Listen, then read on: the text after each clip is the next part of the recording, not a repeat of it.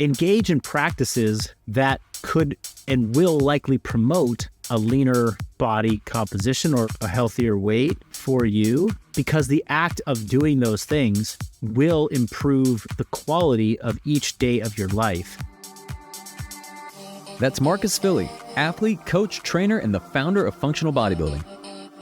By eating more protein, by getting in more steps each day, by focusing on going to the gym to build muscle, you will feel better, you will be more productive. All of those things will come out of the practices of doing that. Looking good or looking different or changing your image will be a byproduct of that.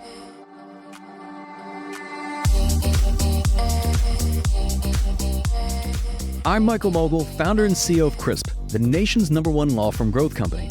I've built my business through practice, not theory. CRISP started with just $500 to my name and has grown to over 8 figures in revenue over the last few years, earning a spot on the Inc. 500 list of the fastest growing private companies in America. Our approach has been to take everything we've learned about generating massive growth within our own organization and help the country's most ambitious and committed law firm owners do the same for theirs. In each episode of this podcast, I sit down with innovative market leaders from the legal industry and beyond to learn from those who thrive in the face of adversity, challenge the status quo, and define what it means to be a true game changer. I sat down with Marcus Filly to discuss the most common mistakes people make when it comes to nutrition and exercise, how to leverage health and fitness for peak professional performance, and why gradual changes and marginal improvements are the key to achieving long-term and sustainable results. The long-term success on these short-term reboots is low because it demands that you go all in, you go from 0 to 100, and when your desire is high, you can do that for a period of time, and then eventually it becomes overwhelming. That's coming up on the Game Changing Attorney podcast.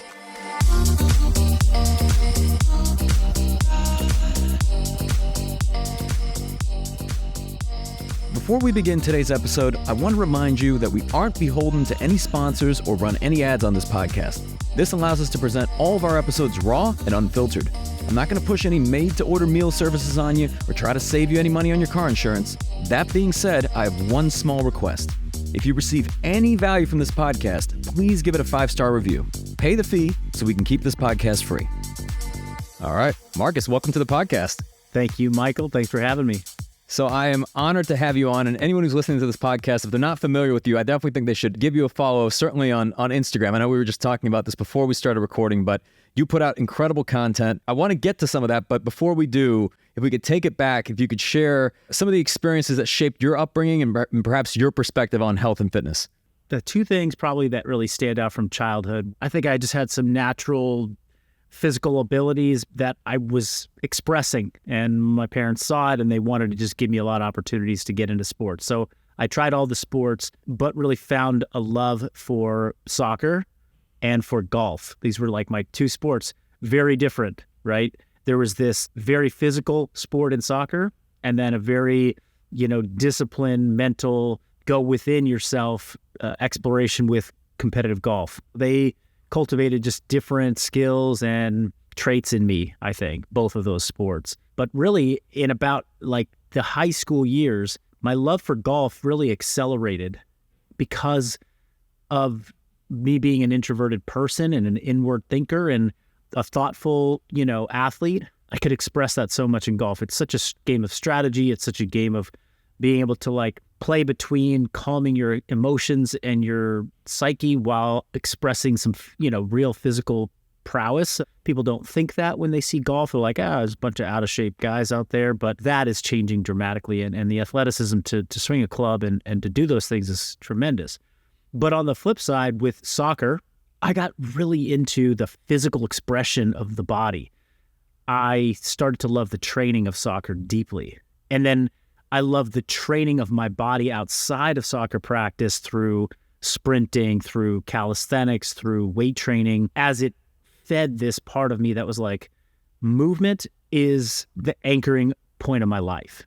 That was seeded early on. And movement being just this anchor to how everything else was going to function, feel, optimize, whether it be as a student, just general happiness. If I wasn't moving and if I wasn't engaged physically, I didn't have as good an outcome in other areas of my life.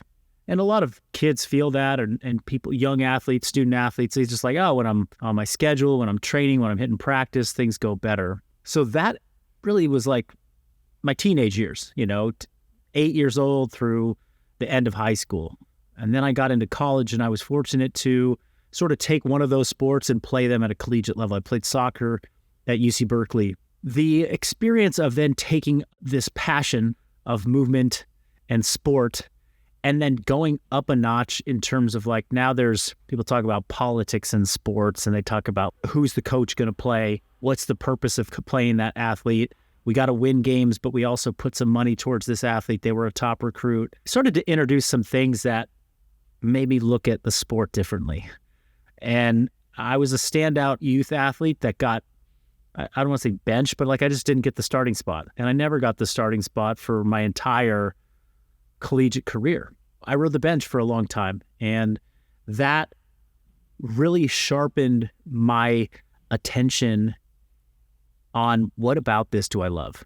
Because it wasn't the game, it wasn't the spotlight, it wasn't the winning championships, although I felt like I was contributing to the team. It was more, I actually love the training for this thing. I don't want to give up the training. I can explore training in these other ways that are not 30 hours a week or 20 hours a week of dedicating to an organized sport that was somewhat politically driven.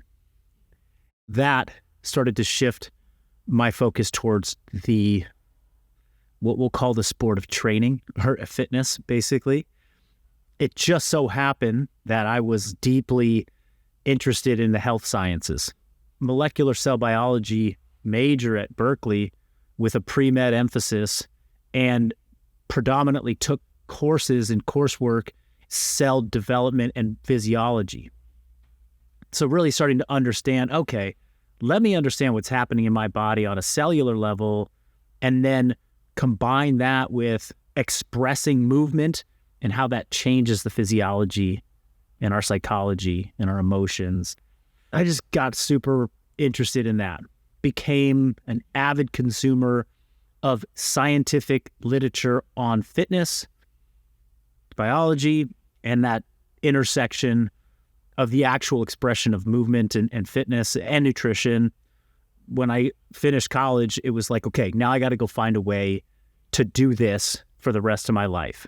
I know some people know you from your CrossFit career. What got you into CrossFit? It's always interesting what gets somebody into CrossFit, whether it's something that they heard about, or they just, I know we had Matt Frazier on the podcast. He kind of had an interesting route, like kind of on his way to CrossFit. It was something that he'd never even really knew anything about before, but once he started doing it, he got obsessed with it. And I know your journey is particularly interesting because I know you especially appeal to a lot of people today that have spent years doing CrossFit, but were looking for something different afterwards. Based upon the story I just told, you could kind of imagine, like, I'm a 20-year-old wrapping up college, and I'm just like thirsty for anything fitness related. And it just so happened that was in 2008 that I graduated. 2006. So 2006, 2007, 2008 was a very early time in CrossFit. It was on the web in the early 2000s, but it didn't really start to get mainstream until I would say 2009, 2010. 2008 was when the first CrossFit gyms were starting to really pop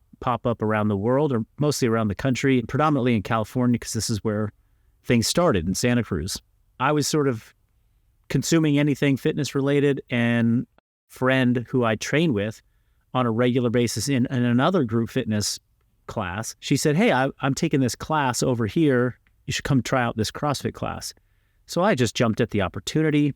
It just so happens, and kind of fate led me into this group class that was taught by very influential person in the CrossFit that came out of the CrossFit world, Kelly Starrett. He and his wife built this incredible company that was formerly called Mobility WOD, but he's really just been an instrumental figure in reshaping physical therapy thoughts and practices and mobility practices. He was my first coach, and I took his class, and I was deeply inspired by him, but also the workout itself. You know, we did deadlifts and sprints, and I don't have the story of like, I went and did my first workout and got so debilitatingly crushed that I was like, I thought I was unfit. I went and I did pretty good. And I was like, but this is super fun. And it combines a lot of the things that I love. So I just started to consume as much as I possibly could. But my first CrossFit class happened. I dedicated about 3 months to really diving into it. But then I matriculated into medical school, and I actually started my medical school coursework in Central Ohio. Well, CrossFit's going to have to sort of take a back seat right now because there wasn't a CrossFit gym. There wasn't a place for me to really go practice it. I was dabbling in it at like the school gym, but it was not the same. And so I kind of think back on that as like, I got into it, but then I had to press pause for more or less a year on CrossFit until I ended up leaving medical school, taking a leave of absence, in which case I kind of rekindled my fire for CrossFit. If you could elaborate on that, because I kind of have a similar experience. There was a time in a past life I was pre-med, took the MCAT, got into med school. I decided ultimately it was not for me, and the rest is history. At the time was probably one of the most controversial decisions amongst the people in my life. Today, looking back in hindsight, it was probably the best decision. But what influenced you to essentially not go down the full path of med school? Yeah, I imagine there's probably a lot of similarities because I could summarize my experience just like that. I came from a family of doctors and people in healthcare. And so because of my interests, because of my academic interests, it just was like, oh, this seems like a good fit. And I wanted to figure out how to be involved in healthcare in some way. And so that felt like, okay, this could be a place to go. But I didn't want to practice. There was no specialty. I was like, oh, I can't wait to go be a surgeon, or I can't wait to be a radiologist. It was, I want to go learn the medical system and then iterate on that with like movement, nutrition, training. At the time, being in medical school, Peter Attia in his most recent book, or his book, outlines this pretty well. He says like medicine 2.0 was in its like heyday back at that point. And it still is to a certain degree. The idea that we're going to learn how to assess when people are broken, and then we're going to prescribe a fix. And that fix is a pharmaceutical, it's an intervention with surgery, or it's some intervention that's going to fix, and I'm putting quotes around that because it's like, we're going to just mitigate symptoms. We're not going to go to the root cause of why you are sick in the first place. I knew that going in. I knew that was a fundamental problem, but I also then was in the system and I was like, whoa, this is all we're learning. This is all we're getting taught. To learn that system, Medicine 2.0, is a massive, massive undertaking. And I was like, oh my gosh, I'm about to dedicate 8 years of my life because I'm going to excel and I'm not going to allow myself to not be the best. I have to dedicate to learning a system that I fundamentally think is broken in a way. Like, and we don't have to go down the like why I see value in Medicine 2.0 because there's plenty of value in it. However, that wasn't how I wanted to be as a professional, and wasn't what I was passionate about. So it was controversial amongst my inner circle, the people that were closest to me at the time. It felt like it was the biggest decision I was making. It was fear-driven. I was scared. I didn't know where I was going to go after that. Life was crumbling in front of me. The darkest moments of my life. In hindsight, yes, it was the best decision for me because I then took all of my skills and passion and channeled it in the health and fitness world to ultimately, help people in a different way understand what they can take control of now, today, to not only prevent chronic illness, but in some cases reverse chronic illness and or just live more fulfilled lives. And I think it's so relevant today, and it continues to be so relevant and more relevant, where people are learning, I want to not only just live longer, but I want to live more fully. And so what if I'm taking these pills to sort of correct the dysfunction that's showing up on my labs? It's not making me feel like I'm kicking ass in life. It ended up being such a great move for me, but I didn't pivot away from healthcare. I just found a different avenue that I think ultimately suited me best. I'm curious kind of what happens next, because I know you return to CrossFit, you get pretty competitive with it, right? You compete in the CrossFit Games, and then I've read, I think you stated that you were burned out, you're about to become a first-time dad, and I think this was right around the time functional bodybuilding was born. And I love if you kind of could share what led to that. And then for people listening who don't know what that is, like what is, and how would you define functional bodybuilding? Between medical school and the creation of functional bodybuilding, there's this 8-year period of time in my life where I dove heavily into CrossFit as a coach, as a business owner, and as an athlete. So started as a coach, got into business ownership, opening up a CrossFit gym, and then simultaneously developed myself as an athlete in the sport that was called CrossFit, and that is called CrossFit. All of that was very fruitful on many, many levels. I learned a lot as a coach because CrossFit at the time, through those years, was the biggest lead generating funnel for new fitness, strength, and conditioning clients. More people were coming to the gym to practice weight training, strength, and conditioning through the CrossFit brand than any other method had been really to date. I was like, this is where I'm going to get access to the most people to develop as a coach, develop my own skills as a professional. Because I was having success as an athlete, this is fully a personal, selfish pursuit. Soccer in college just didn't scratch my competitive itch because I was sidelined. I was benched, the whole time. So I was like, I got more to give. I want to just go and really feel what that's like. A captive audience of CrossFitters around the world poured a lot of energy and a lot of love towards the athletes of the sport. I was doing well. People had eyes on the sport. I was somewhat of a unique athlete who was also a coach and a thoughtful athlete who had a thoughtful approach to training. That helped me to build the base audience, the base, customer that I now have expanded upon with my own business. And so in 2016, I had sort of done this 7-year run of being an athlete. That's a long career in a high intensity, high demand sport. It's also a long time in a high demand, physically demanding sport that doesn't pay, right? It's you've had Matt Fraser on the podcast.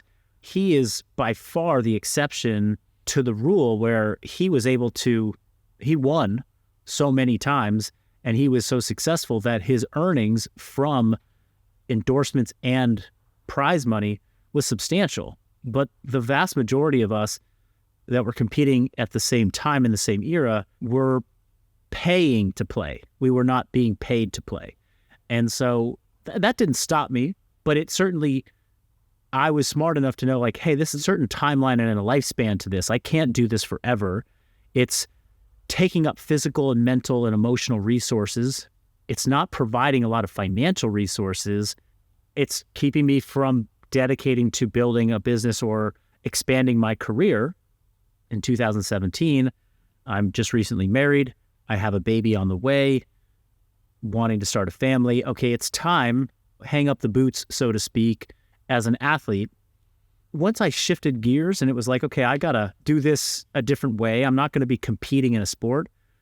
I was not going to be the athlete that retired, got out of shape, and lost their way. I was like, no, I'm still a lifelong athlete, but I want to do this in a way that I can do it for the next 40 years. And the way that I was competing in the sport and training for competition, also the way that the CrossFit brand and the CrossFit boxes of that time were promoting general population fitness, didn't align in my view of longevity, being able to do fitness in this way for a long time. So that's when I was like, okay, these are my thoughts and concepts on training. I'm going to keep showing them to people through social media, which was a really fun platform for me at the time to express ideas, show my own training, show my transformation from competing to win to now I'm competing to be able to do all the stuff that I love, but do it for a long time. And this was how I started to introduce other methodologies into my CrossFit practice. And essentially it was CrossFit with bodybuilding, or CrossFit with other training principles that up until that point, people were not meshing together. The CrossFit box was sort of a place where people would join up and they were deeply committed to CrossFit, and anything that wasn't CrossFit, it was like, no. You don't do bodybuilding in here. We don't do bicep curls. We don't do these things. I was like, well, they all kind of can coexist.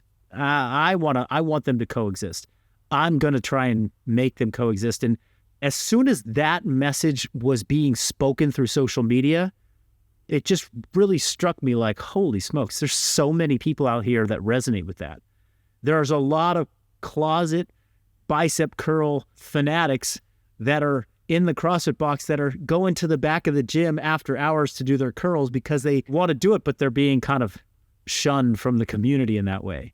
Functional bodybuilding sort of got its roots in that story, but then it was like, wow, people really like what I'm saying. There's something here, and I'm going to keep providing opportunities for people to learn, one, that it's okay to mix all these things together. There could be some real value and benefit for your long-term health and avoiding burnout and the injury and the over-intensification of training through CrossFit in this way. In a nutshell, was like, okay, functional bodybuilding is, we're going to keep doing CrossFit, but we're going to introduce other principles that allow us to put a little bit more emphasis on physique.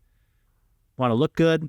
We want to keep moving well, but we want to do it for a long time and not hit that 3 to 5 year burnout where everyone says, yeah, I'm done with my CrossFit membership. I'm going to go do something else. On the flip side of that, then there's the bodybuilders. And I think what a lot of people, when they think about the gym and the exercise they're doing in there, it's a lot of like bodybuilding style exercises and static lifts. I think the appeal for them of functional bodybuilding is that bodybuilding alone is great if they're just focusing on, let's say, hypertrophy and just developing the muscles, but it's not very functional. So this is kind of the beautiful marriage between the two. Absolutely, yeah. And, bodybuilding's having its resurgence right now, thanks to social media and, and thanks to a lot of influential people on that platform who have shown bodybuilding in a different light is fantastic, because I was a bodybuilder who couldn't get anybody to come to the gym and do what I was doing. But then CrossFit got a lot of people to come to the gym and do what I was doing. Now we have a lot of people who are, hey, I want to do bodybuilding, and hey, I want to do functional training. Hey, I want to bodybuild, but I don't want to be the stereotypical person who's muscle bound and really doesn't have, a lot of cardiovascular fitness to go with it. And I see people doing these movements, expressions of their body in the gym. It's more than just like one-dimensional flexion of joints. It's like, oh, that looks really cool. I want to be able to do that. I think people truly want to express themselves physically in a elegant, complex way. They want to be dancers. They want to be capoeira. They want to do all this, and they want to have muscle. Like, how do I get all of it? At the risk of we're trying to do too many things. That desire point for a lot of people who are like, yeah, I want to look good, and I also want to move really well at the same time. I know you're a plethora of knowledge. So, before we dive into probably a deeper dive of strength training and the nutrition and just all the different lessons that you've learned, for the people that are listening. So I know there's some that they're interested because they want to look good, but I think for perhaps a larger majority, how would you connect the dots between the impact of health and fitness and ultimately the achievement of business goals? Because I know there's a lot of people listening that are corporate athletes, or if they see it as a way to help them be more effective in their leadership and ultimately more in a peak state day to day, how do you connect the dots between what they're doing in the gym and then ultimately what they're doing at the office?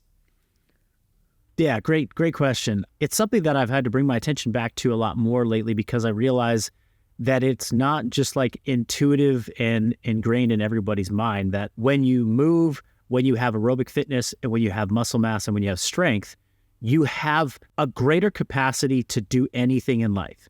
It's a hard one for people to connect with, but it's like, if you have more muscle, you will be a better entrepreneur. What?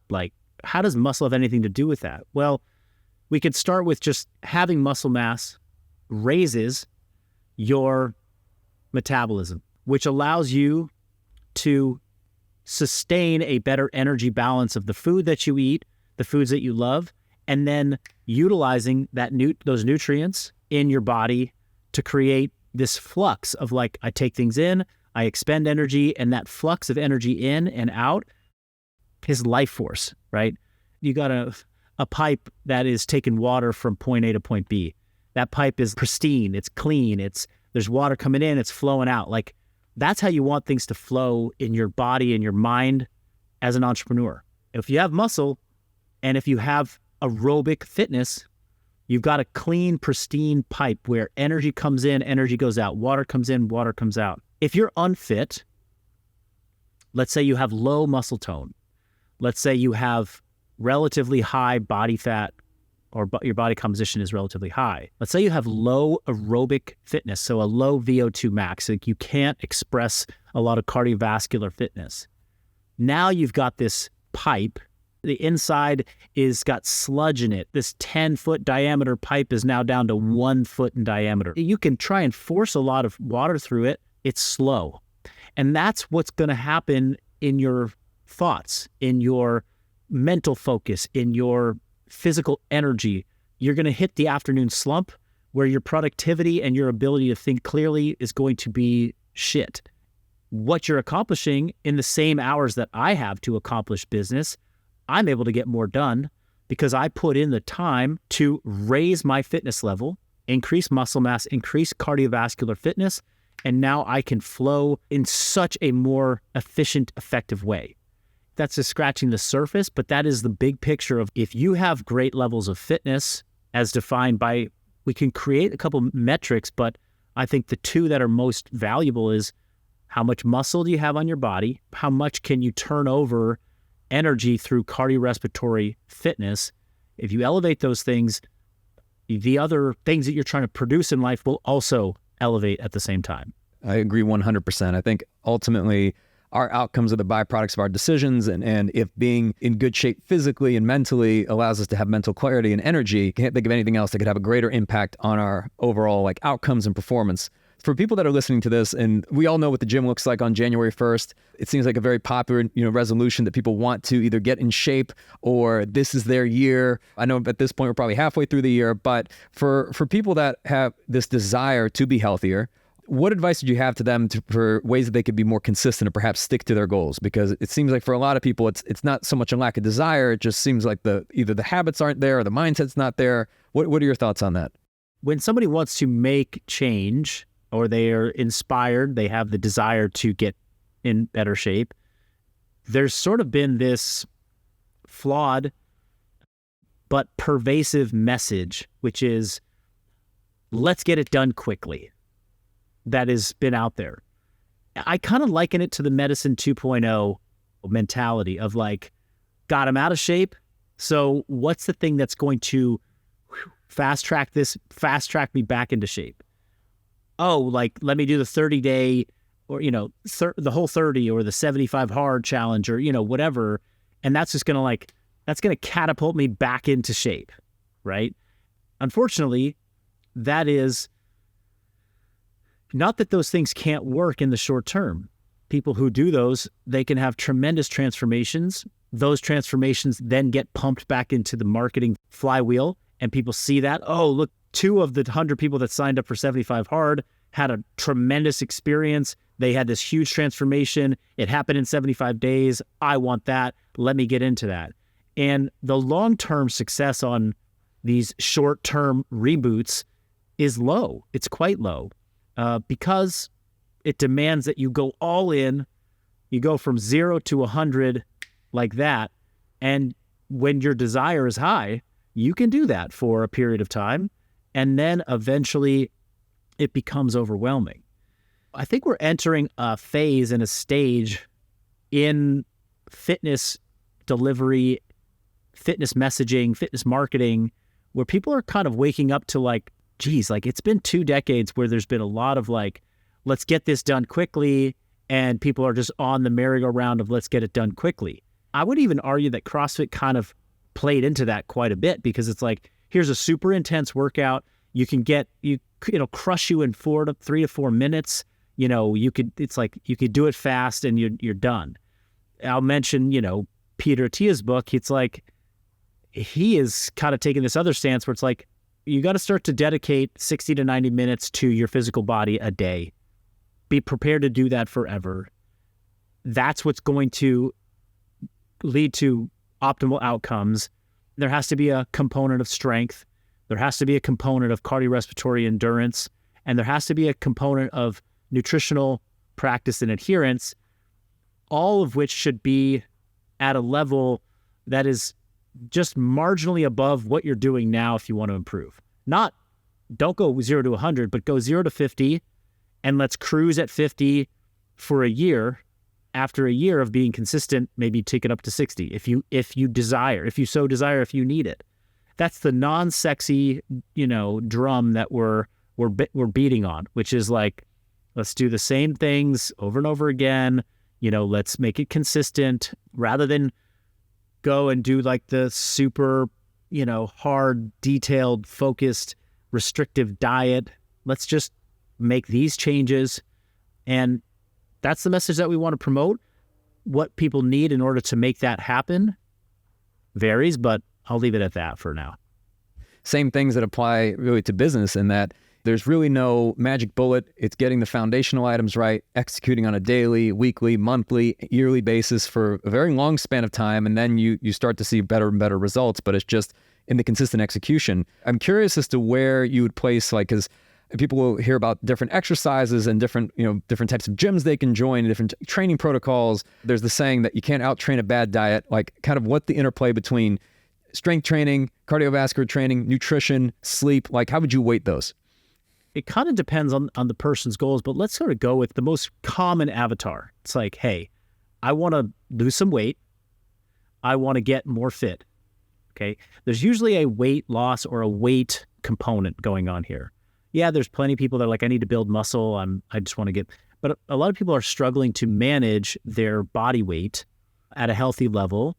And the error that they're making more consistently is their body fat's going up a little bit over time, and then they try and rein it back in. It goes up and they want to rein it back in.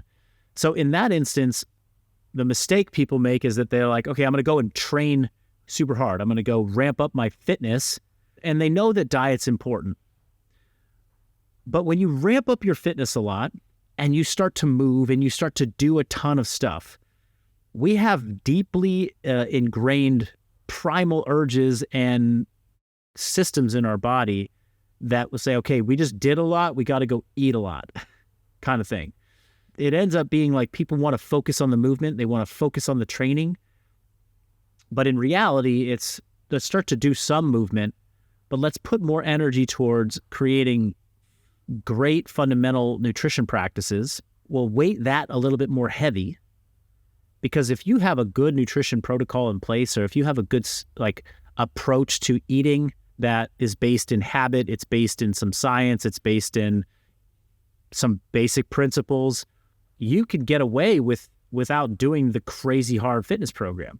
People would be amazed. They're like, wow, I only need to lift weights 3 times a week or 3 or 4 times a week and walk 10,000 steps a day, and I can have the body that I've always wanted and I can feel great. This thing over here, the nutrition thing, I just have to keep sort of at an even keel most of the time.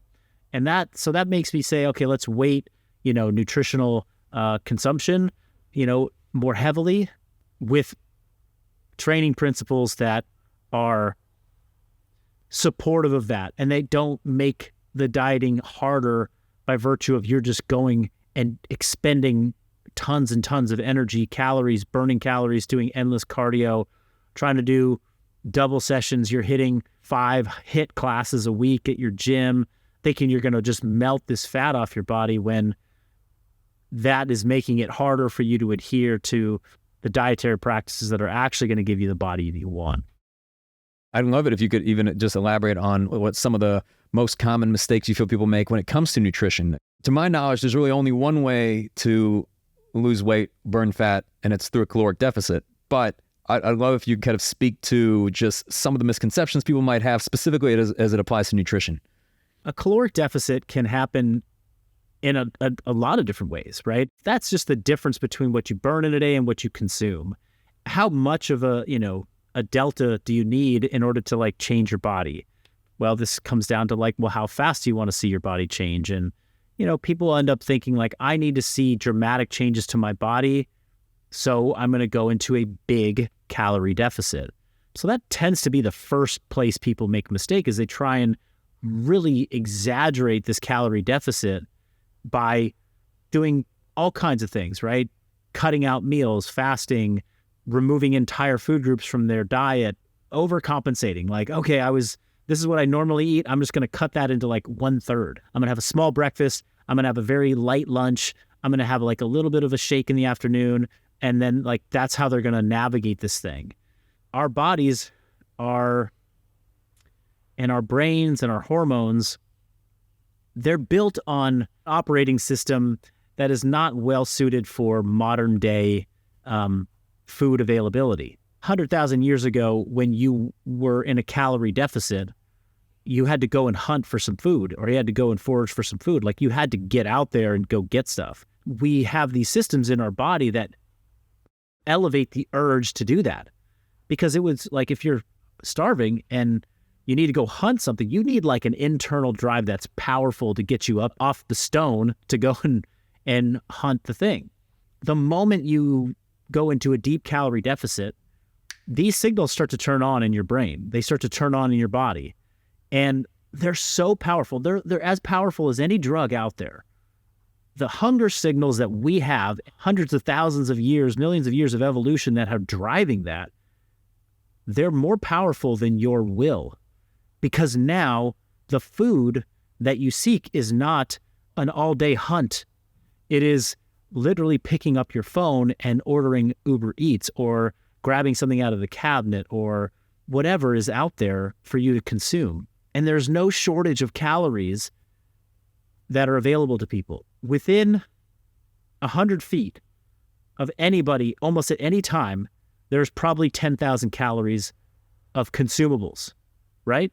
In any form. If you're really hungry, if you're in a deep caloric deficit, you're going for that stuff. That system doesn't work. You can't starve yourself into the body that you want, because there's too much evolutionary biology at play here, and there's far too much available nutrients within your proximity for it to happen, at least in the Western modern world. That is kind of the first problem. Does that mean that caloric deficits are not necessary to change your body? No, they still are. Like, you still need to like eat a little less than you move. Let's lower that margin of like how much of a deficit you need to be in. And let's leverage the movement and the training that we do to help make that process, or that difference, more substantial and effective. The central tenet to that is lift weights and build your muscle. Well, I've talked about it a number of times now, but muscle is the place that calories go to die.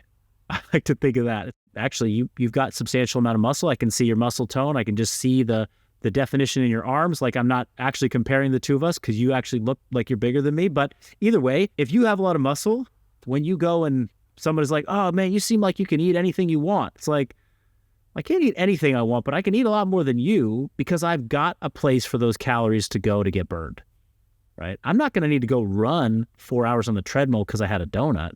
I have this metabolic sink, which is my muscle mass. Let's get people into a smaller caloric deficit, and then let's get them to train the thing that's going to burn calories for their life, rather than let's get them to go jump on a treadmill, burn some calories, and then after that treadmill session's over, they don't get any additional benefit to that. So this is where we can help people to start to like, let me focus on what matters, which is, let me build more muscle if I want to lose weight, rather than try and do something super dramatic by cutting out lots of foods and lots of calories. Let me just drop that a smaller margin. I recall hearing about this study where they were talking about disparities in people's metabolisms, and it was like this massive study that you might be familiar with it.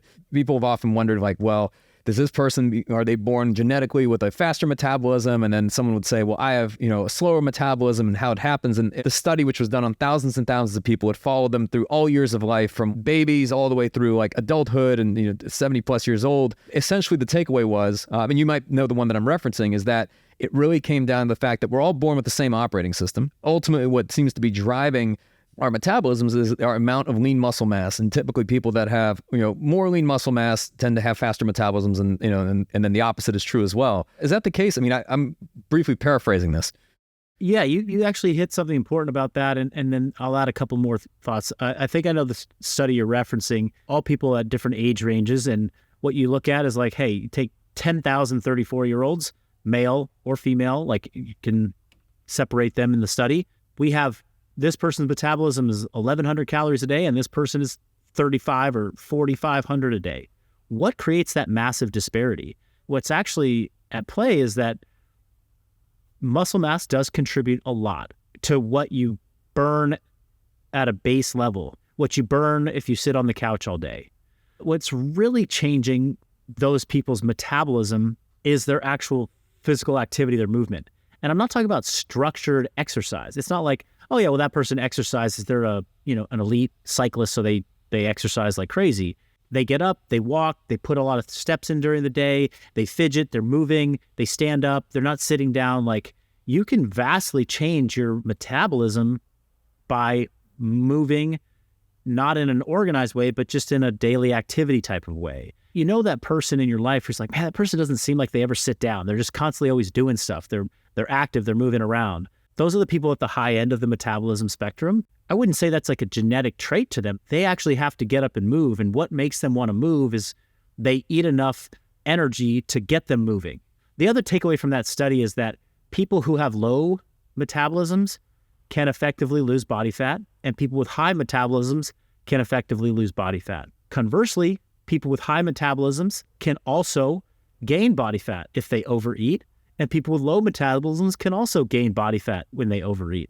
Having a high or low metabolism is not the thing that is going to disallow fat loss or allow fat loss.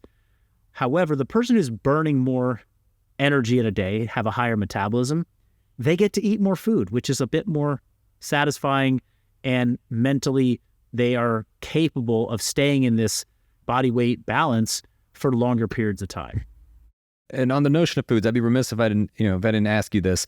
What types of foods should we be eating? And then anything to avoid the people that will say, well, it's okay to have everything in moderation. But then there's certain things, I know we referenced Dr. Peter Attia's book, when you talk about sugar and alcohol, where satisfying, but there's really no benefit to these things.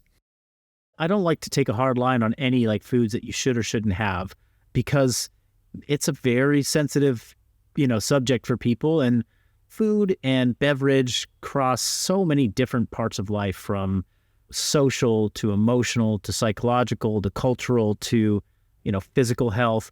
Anything can fit into a balanced diet for you. There are foods that don't lend themselves very well to the balance that people are chasing. And most of the balance people are chasing is really in the calories in, calories out equation that we're trying to first optimize for, right? We're trying to get people to stop over-consuming energy, because the overconsumption of energy, whether it's from clean sources, junk sources, it still actually leads to it leads to all of the same problems. That water pipe that I talked about is getting constricted and sludgy. That's overconsumption of energy. When people say, hey, you should eat clean foods, or you should eat whole foods, or you should eat these foods, or this is better than that, it's really just looking at like, well, these foods have less calories per gram or per like volume than these foods. It makes it easier for people, if they can adhere, if they stick to it, to sort of stay in the energy balance. If someone tells me like, hey, all you get to eat is vegetables and lean protein for the rest of your life, that also doesn't feel sustainable. And that feels kind of like, okay, at some point, I'm just going to say, F it. I'm going to go back to, buying my meals at the convenience store on the corner, because I just crave some entertainment, some pleasure, something different from my experience with food. That's why it's like, okay, I don't want to demonize any one thing, but if I had to say like, hey, this is what you need to be focused on eating, for me, it's a pretty clear win for lean proteins at every single meal, a cheat code to better body weight management, and what people consider a good amount of lean protein is often far below what they should be getting. If I could give the listener one bit of advice, is go learn what 30 to 50 grams of protein looks like on a plate, and try and get the leanest source that you can, only because there's less calories in it. Not because I think fat is bad, or, like I'm talking ribeye versus chicken breast, okay? Maybe there's something in between, a leaner steak or whatever. But just figure out what 30 to 50 grams of protein from a lean source looks like and get that 3 to 4 times a day. And then fill in the rest however you'd like as a first step. And that alone could be a game changer for your body weight, your mental acuity, your cravings, and how you can curb them. That also plays into helping contribute to better muscle tone and muscle mass, which then raises metabolism. It's where people should start. The second place to then add on as a layer to that is put 1 to 3 servings of fruits and vegetables, or 1 to 3 different types of fruits and vegetables with each of those protein servings at 3 to 4 meals a day. If you can get to that second layer and you do that consistently, the compounding interest of that on your health, fitness, your body weight, your body composition is tremendous.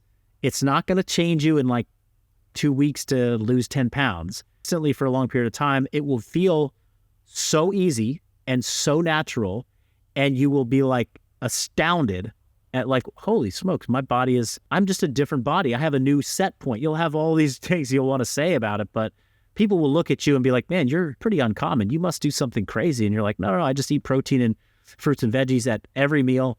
And then I have the treats on the side and whatever else I'm kind of craving. I know you've been a big proponent of this. Has been something that I've learned from you and has been invaluable to me as it relates to meal prep. I know a lot of times people are trying to create these sophisticated meals where they like blend things together. And I know you've been a big proponent of just eat ingredients. And when you think about it that way, and you think, okay, protein, fat, carb, if you could elaborate on that, because this has been a game changer for me. A slight elaboration on what I just said, but essentially you've got 4 food groups that I think need to be on a plate. There needs to be protein, there needs to be fruit and veggie, there needs to be a carb source, and there needs to be a fat source. And I say need, really you need the protein, you need the fruits and veggies. Carbs and fat are just add-ons as you'd like. When we compose meals, I think there's, we're starting to change this narrative, but people are like, I need recipes. I need to go and build this complex thing. There needs to be all these different flavors. It needs to be like something that looks like a composed dish that would be photographed on Instagram or in, Bon Appetit magazine. I'm like, nah. What you need is you need a protein, and just get a single ingredient protein. Chicken, fish, steak, Greek yogurt, tempeh, tofu, whatever you want. Okay, something lean protein. On your plate, put a fruit and a veggie, whatever you like. Some cucumbers, a couple carrots, an apple, half a banana, strawberries, you name it. I'm not going to tell you which is better or worse. Just pick one.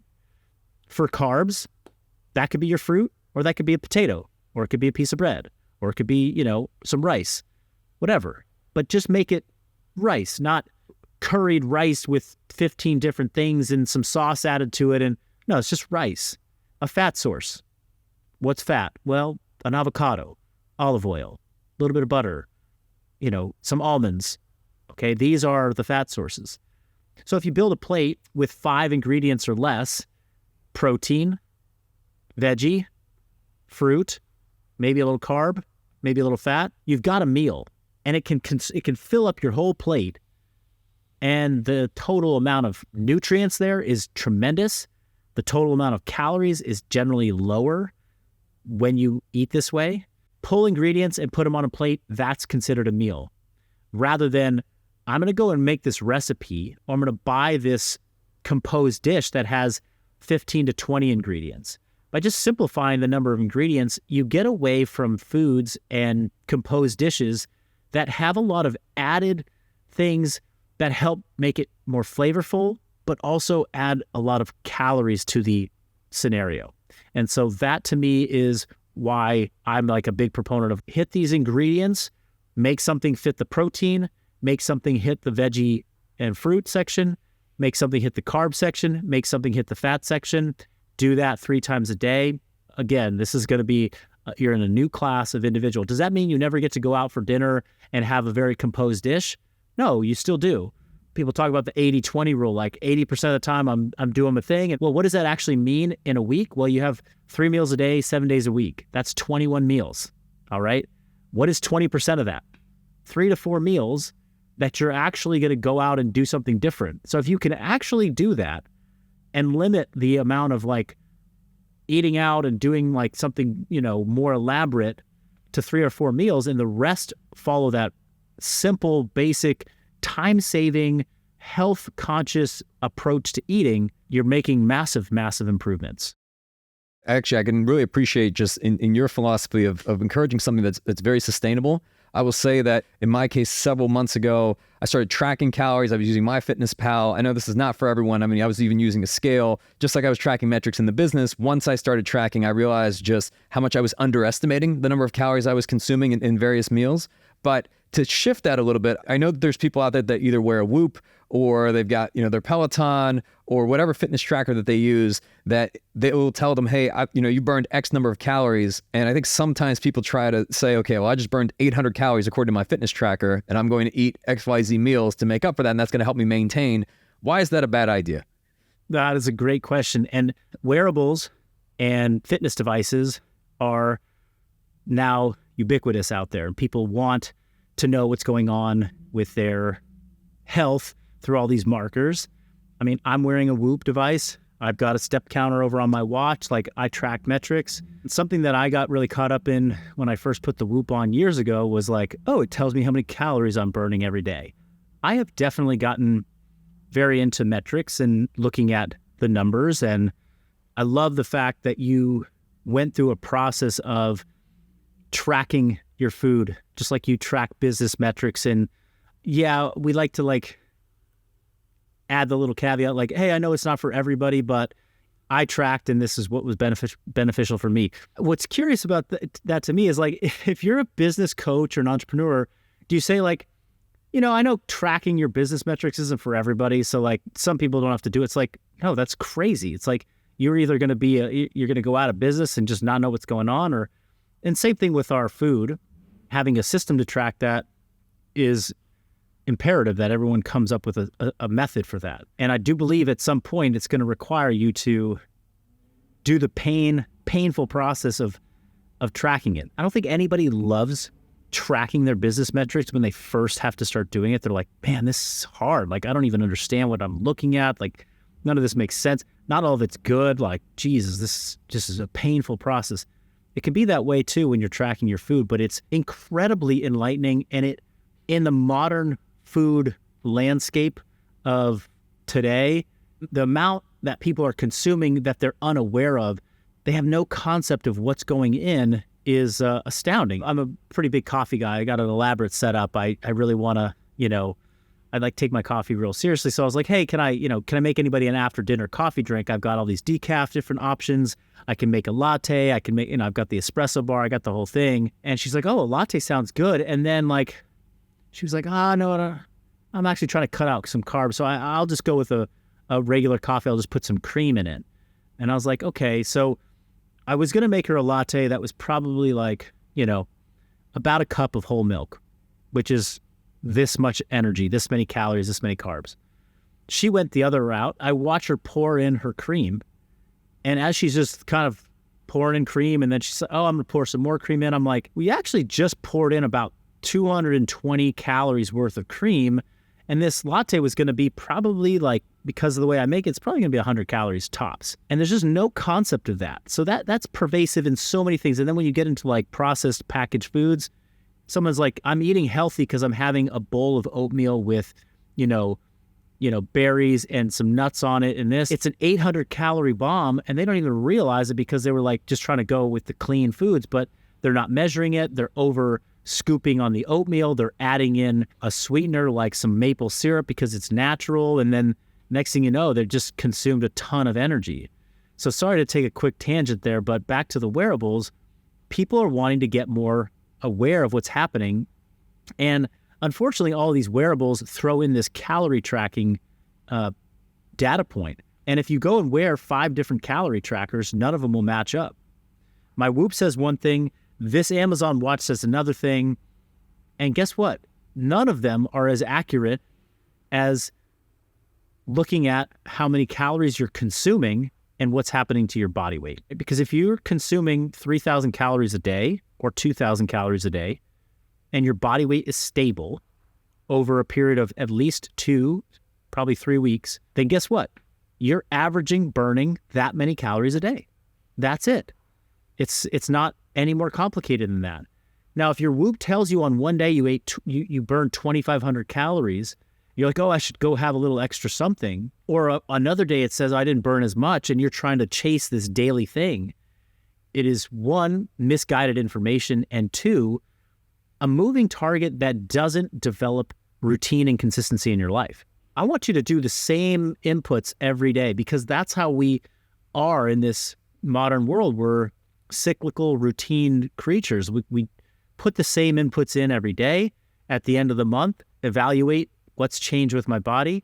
Oh, I gained weight. Okay, we need to move the one input number a little bit. They can serve a lot of other purposes. I think fitness trackers are really useful in helping people learn and gain better insight into how they sleep, how they recover their stress, which is indicated through HRV numbers that people get through their wearables. Many wearables track people's daily activity through steps. I think that is a powerful tool. Just in-house amongst my staff, making the 2 people that I work with every single day, not making them, but encouraging them to get they just hear me talking about it so much. They put on pedometers, and now they have so much more insight into what they're doing and how much they're moving. And one is getting more steps every day because they just have a way to see like, oh, I've been sitting a lot. I haven't moved at all today. Those are kind of the areas that wearables are really valuable. The value of them and the insights that they'll provide in the years to come will probably get better. But calorie tracking at this point, I just think is a bad place to go.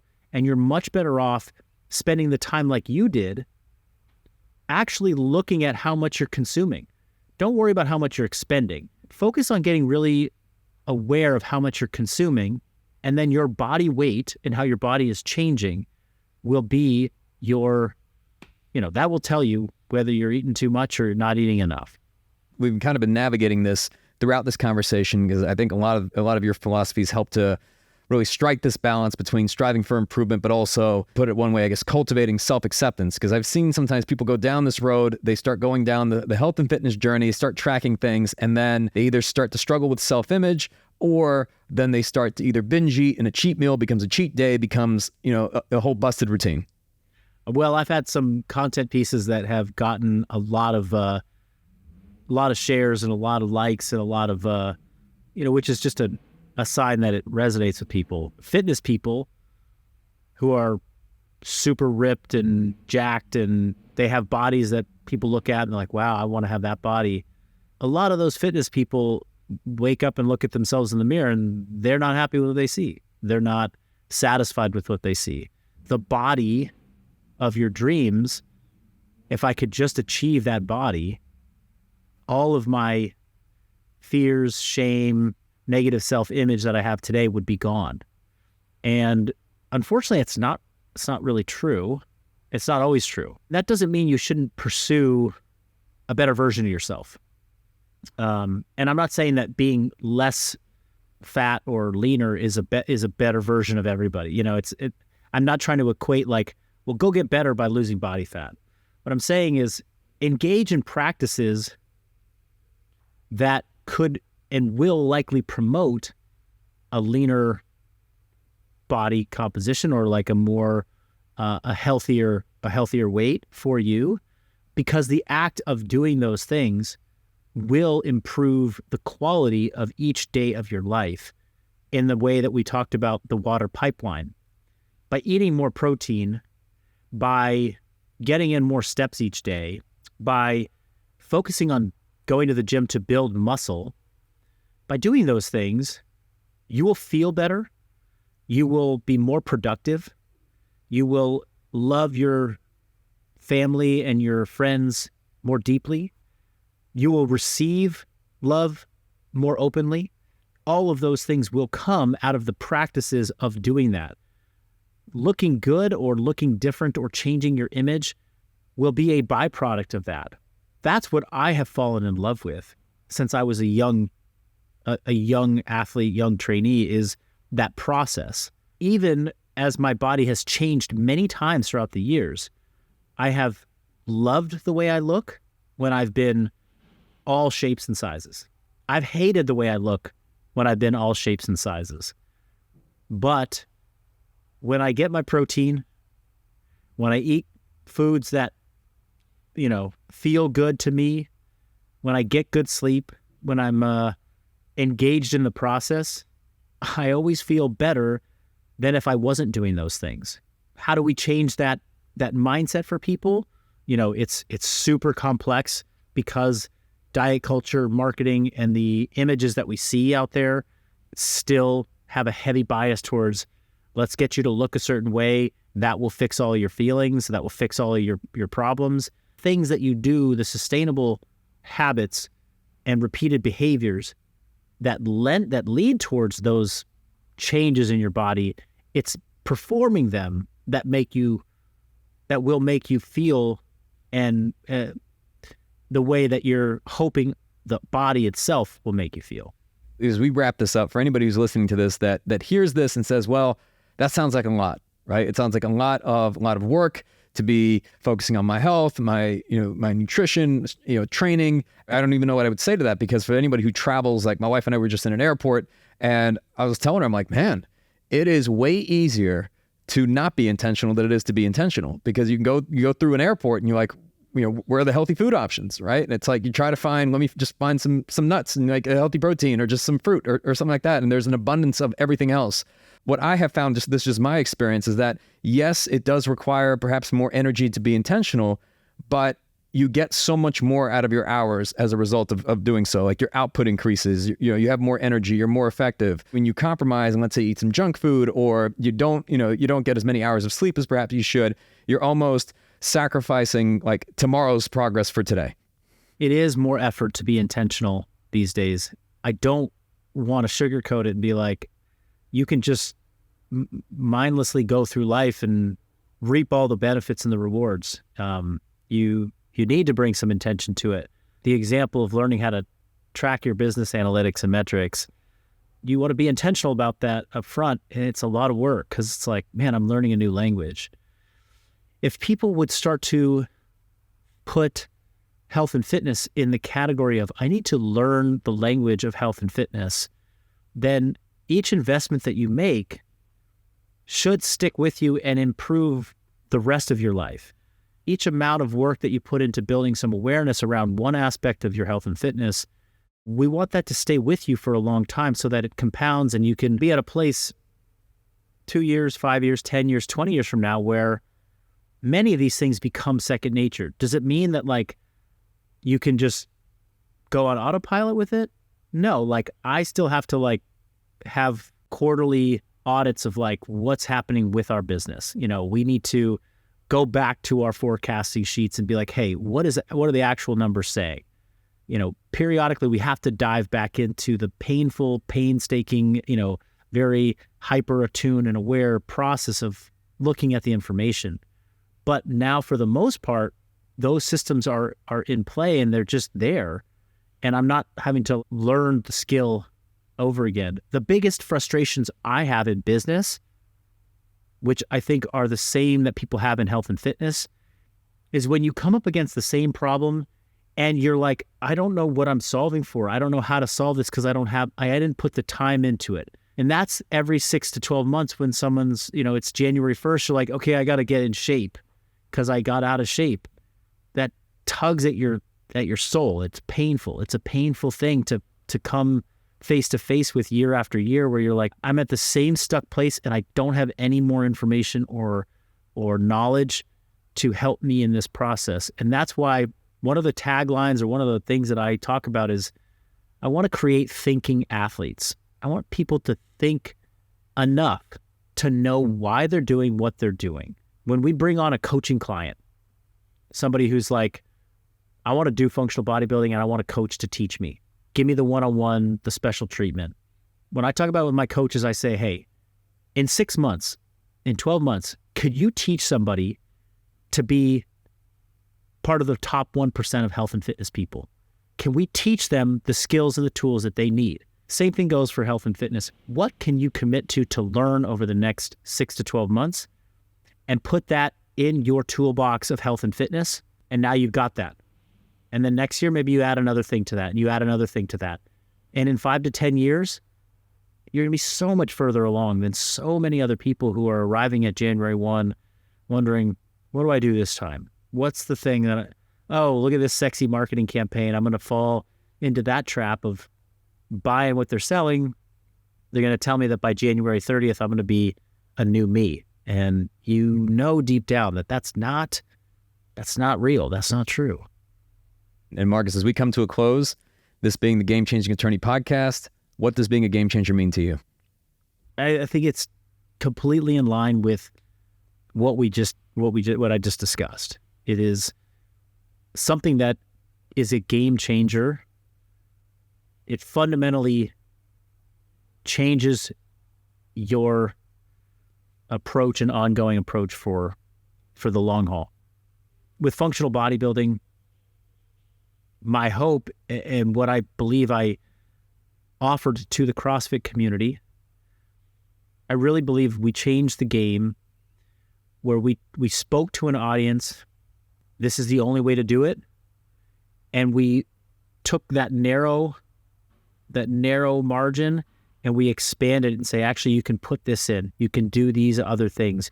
You can add in elements of training that you used to think were not acceptable, but now by adding them in, you're like, whoa, I see a different path forward. In the years that followed my initial startup of this company, I watched the competitors in my sport, my former sport, CrossFit, doing movements and exercises and training principles alongside their competitive, fitness plans that looked like what I was doing. And I was like, it's getting there.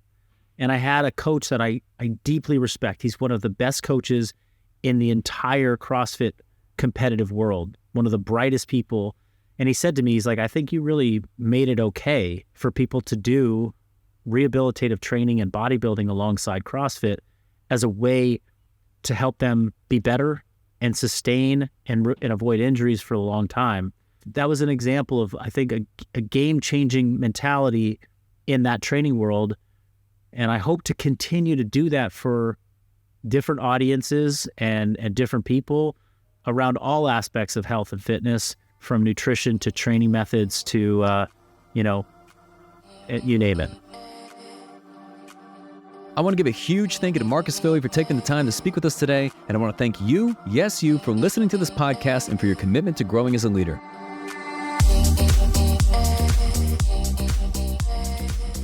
If you found this episode valuable, here are 3 free ways that I can help you grow your law firm. Number 1, download the first chapter of my book absolutely free at GameChangingAttorney.com. Number 2, you can shoot me a text at 404-531-7691 and I'll answer any question that you've got for me. And finally, number 3, if you can leave this podcast a 5-star review, it'll help us gain access to more influential thought leaders and bring their lessons learned here to you. For more information on our interview with Marcus Filly, see the show notes for this episode in your podcast app or visit legalpodcast.com.